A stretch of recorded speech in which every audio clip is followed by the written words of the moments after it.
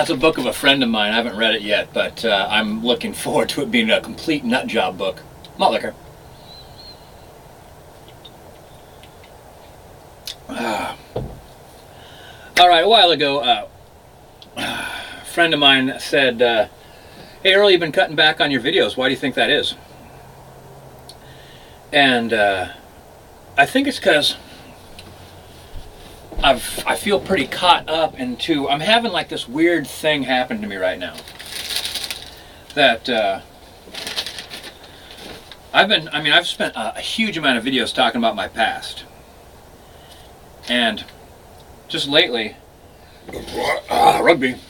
Lately, I went and got my I got a filling replaced, and had a dental cleaning, and it got me thinking. Back in the past, when I had a house, I had insurance. Actually, I had terrible insurance. That's why all the dental work I have is so terrible. That's why it all needs to be slowly replaced. But I've a bunch of different things.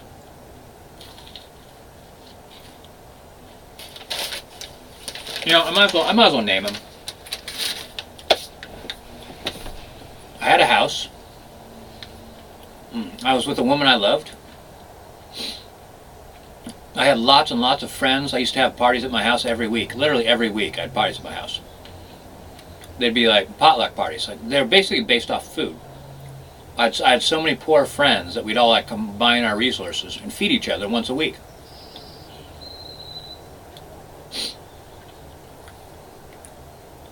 You know, insurance, like a fuller life. Also, I was much more independent.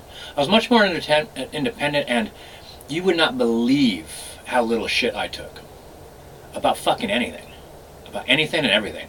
Like, I would go out of my way for the most minor things to set right. And I know why. It was unnecessary, but I know why I needed to do that. I needed to reclaim some boundary making skills, as well as grind myself back up, build myself back up after being ground down. Where like I had to take a ton of shit, and like I was like at one point in time I'm like, I'm not taking shit anymore.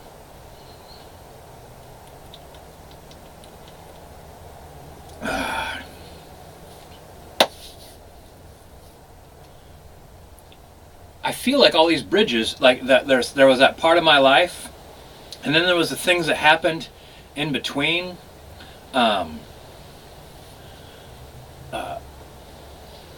Living at my grandfather's place. Well, actually, I was renting his house. He moved to another house. Renting his place. Taekwondo. Going to Australia. Coming back and living out in North Portland, and Taekwondo and yoga and bike messenger work, and then bar work and security work, and then the economy collapse, which made me panic. So that's when I started working for myself full time, and I literally panicked. And full time really meant full time. I worked every day, like for a really long time. And then eventually I started feeling like the economy was recovering, and I made the switch over to the corporate world, and that's when I got the tiny house. And the tiny house allowed me to save up to buy this house, and suddenly I'm back where I was in my 20s, with stability, a career, friends, lovely. I'm in love. I've got insurance. Taking care of myself, taking care of business.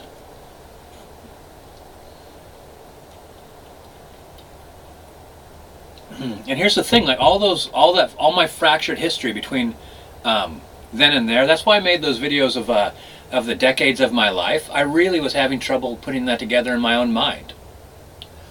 Like when things are really upsetting to you, your brain does kind of protect you from it. It compartmentalizes, hides. And I really started dredging that up in sequence to try to figure out like what happened. You know, what was the first time I noticed cracks in the bridge, and when did I notice the bridge washed out? And after that, it was like, it was footpath only. You know, it was like, it was, and your footing was only as good as your observations and intelligence could make it.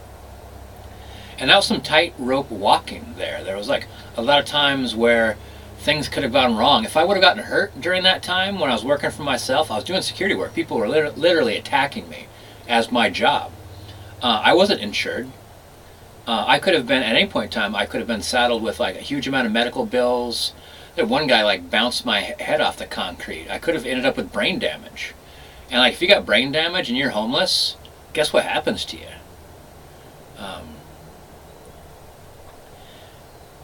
And you might say like, who was my support structure there? And I would say I pretty much didn't have one, except for there would have been people that might have felt obligated.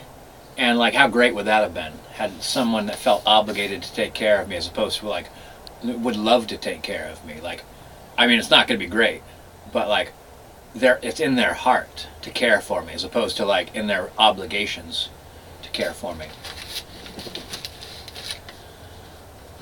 So anyway, I'm on the other side. I've connected my future to my past, and all sorts of different things are coming. Like even some mannerisms that I had in my 20s, I've been noticing have been popping out in me now.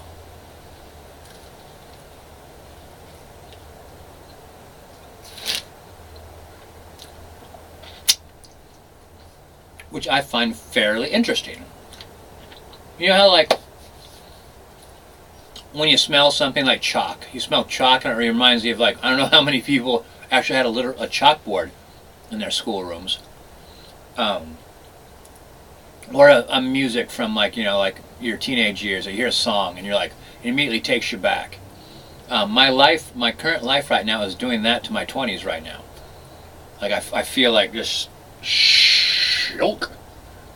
Like suddenly I have like a completed timeline.